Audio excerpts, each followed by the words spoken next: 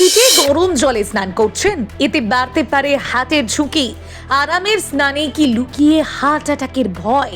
হঠাৎ গরম জলে স্নান করলে শরীরে কি ঘটে জানেন? শীতের সকালে এই ভুলটি করলেই ভয়ঙ্কর বিপদ ঘটতে পারে। স্নানের সময় এই অভ্যেস নিয়ে কেন সতর্ক করছেন ডাক্তাররা, আসুন জেনে নিই। শীতের সকালের গরম জলে স্নান শুনলেই যেন আরামের অনুভূতি আসে। ঠান্ডায় জমে থাকা শরীরে হঠাৎ গরম জল ঢাললে মুহূর্তে স্বস্তি মেলে, এমনটাই আমাদের অভ্যেস। কিন্তু এই আরামদায়ক অভ্যেসটাই কি নীরবে বড় বিপদের কারণ হয়ে উঠছে? সাম্প্রতিক গবেষণার বিশেষজ্ঞদের সতর্কবার্তা বলছে, শীতে গরম জলে স্নান কিছু মানুষের ক্ষেত্রে হৃদয়ের উপর মারাত্মক চাপ তৈরি করতে পারে। অনেকেরই ধারণা গরম জল শরীরকে আরাম দেয়, রক্ত সঞ্চালন ভালো করে। আংশিকভাবে তা সত্যি হলেও সমস্যাটা তৈরি হয় যখন ঠান্ডা শরীরের ওপর হঠাৎ খুব গরম জল পড়ে। বিশেষজ্ঞদের ভাষায় একে বলা হয় টেম্পারেচার শক। শীতকালে শরীরের রক্তনালীগুলি স্বাভাবিকভাবেই সংকুচিত থাকে।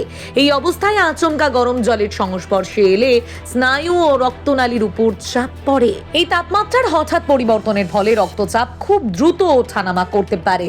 হৃৎপিণ্ডকে তখন স্বাভাবিকের চেয়ে বেশি পরিশ্রম করতে হয়। ফলস্বরূপ হার্ট অ্যাটাক বা কার্ডিয়াক অ্যারেস্টের ঝুঁকি তৈরি হতে পারে। বিশেষ করে যারা স্নানের পরে ঠান্ডা বাতাসে বেরিয়ে যান, তাদের ক্ষেত্রে এই ঝুঁকি আরও বেড়ে যায়, কারণ তখন আবার শরীর ঠান্ডার ধাক্কা খায়, যা রক্তচাপ হঠাৎ বাড়িয়ে দিতে পারে।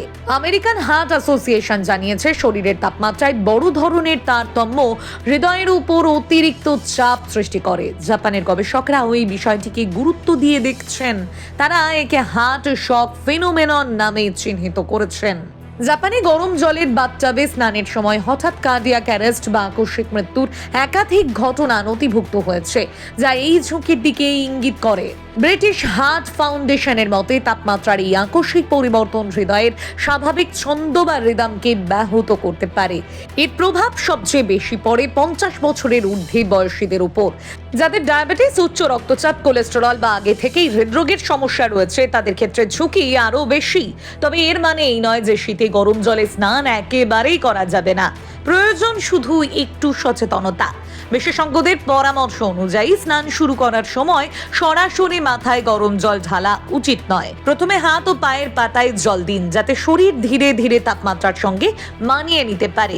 এরপর গা ভেজান। এছাড়া বাথরুম যেন অতিরিক্ত ঠান্ডা না হয়, সেই দিকেও নজর রাখা জরুরি। দরজা জানলা বন্ধ রাখা, স্নানের আগে কয়েক মিনিট বাথরুমে দাঁড়িয়ে শরীরকে মানিয়ে নেওয়া, এই ছোট অভ্যেসগুলো বড় বিপদ এড়াতে সাহায্য করতে পারে। সব মিলিয়ে বলা যায়, শীতের আরামদায়ক গরম স্নান যদি একটু সাবধানতার সঙ্গে করা যায়, তাহলেই হৃদয় থাকবে নিরাপদ। আরাম চাইলে আগে নিরাপত্তা, এই কথাটাই শীতে সবচেয়ে বেশি মনে রাখা দরকার।